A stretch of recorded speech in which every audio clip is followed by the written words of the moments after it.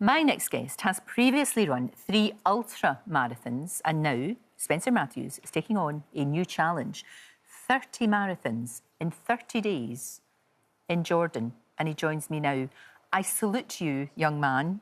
This is astonishing. It's for a great cause, though. Yes. For an amazing cause. So I do think you're bonkers, but in the loveliest way. Oh, well, thanks. No, it's... yeah, so I've decided to do this challenge for Globals Make Some Noise, who supports a number of small charities across the UK.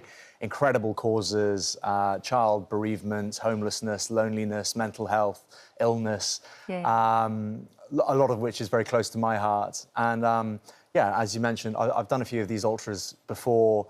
It's a love-hate thing, but was looking to... do more. I've always been really curious about how far you push yourself. The mind and body can go. And I really wanted to design and create a challenge that would be a world first. So this would be a world record if achieved. There's a reason nobody's done it before, Spencer, I think. But listen, we're talking 30 marathons, 30 days. Yeah. How hot is it going to be? It's going to be kind of in the mid-40s. Oh, geez. So and about you're running mostly on sand. It has to be 100%. It's all sand. So it's all sand.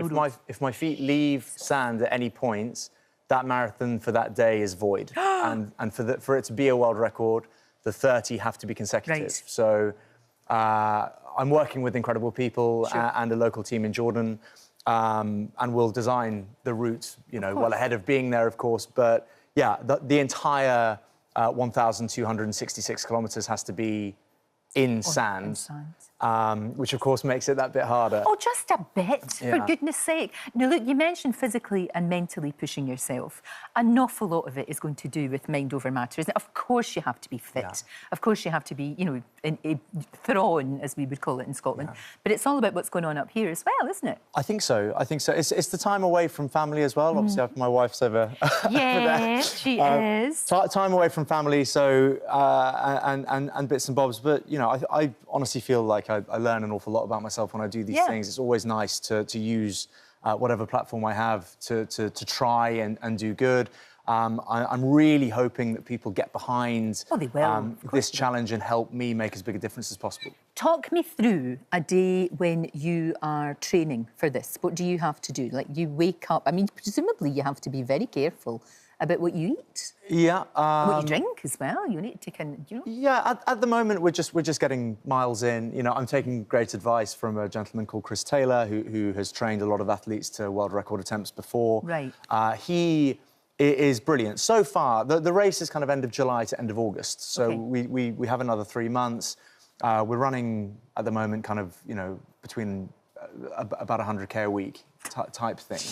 But it's going to be that's going to gear up to kind of more like 300k a week, and we're going to do some heat training stuff and some sweat testing and all kinds of stuff that sounds quite complicated. That, to be honest, I don't really understand. But you just do it. We'll just get there and get it done, you know. But do you do things like, I mean, I know in the past you've done ice baths to help you. Yeah. I mean, presumably you won't be able to do that out there, obviously, because it's boiling hot. There won't be any none of that. There'll unfortunately be no ice bathing. There's no ice cream van following you or anything like that at all. No. But I mean, how are you feeling about? Because at the end of the day, I mean, I've sort of galumphed and done marathons, but I couldn't hardly walk the next day. And you're going to have to get up, put your trainers back on, and get out there again.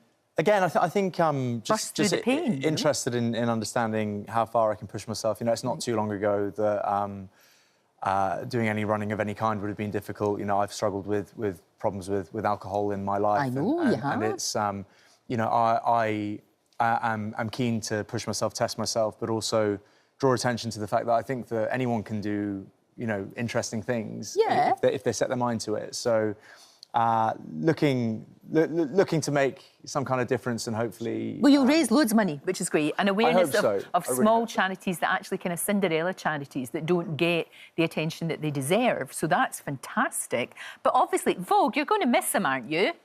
I certainly will, Lorraine. The break would be enjoyable too, let's be honest. I was about to say you'll enjoy the 30 days, won't you? Yeah. And then, gosh, the stories you'll have to tell when you come back will be extraordinary. You've got a good backup team, though. I think so, yeah. The team is phenomenal. They'll look after you. Feel very lucky. But the desert is a really incredible place. You know, I did the Marathon des Sables in 2021, and despite it being labelled the toughest foot race on earth, there were times of it that were just really incredible. Yeah. This is 5 times the length of that. And that is... It is quite a daunting thing, but I also love the fact that I'm, you know, confident, but there's an element of doubt. Of course, because you don't know. Yeah. You don't know So yet. You haven't... I have to work for it. You know, I need to make sure that in order to make people proud and to raise as much money as possible, it's going to require just loads of focus and drive, and I love that. Anybody can do it, you can. Thank you. Honestly, and we'll obviously be following you as well and wishing you all the best. I think you're astonishing.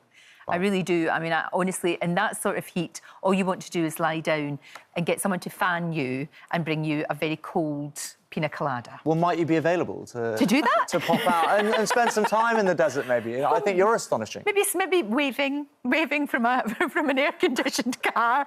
I think you're great. I'd love to do that, and we will definitely follow you, Spencer. Oh. Good luck, love. Good luck. Thank you so much for giving me the platform to talk about the race. Thank you. Fantastic.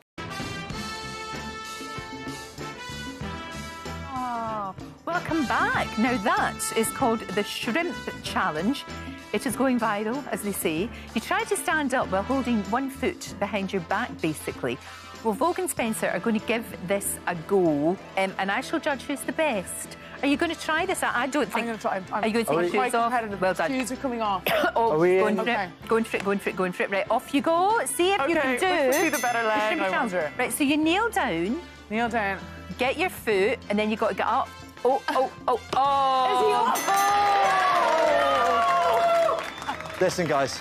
That's so hard. I don't really see what's shrimpy about it, to be honest. But you've got thighs of steel, to be fair. That's very difficult. Lorraine. He's got thighs of steel. I mean, all that running that he does. He just said that, I'm just going to do a wee 7K before lunch. Yeah. I'd be dead. Trying to drag me along with him. No, thanks.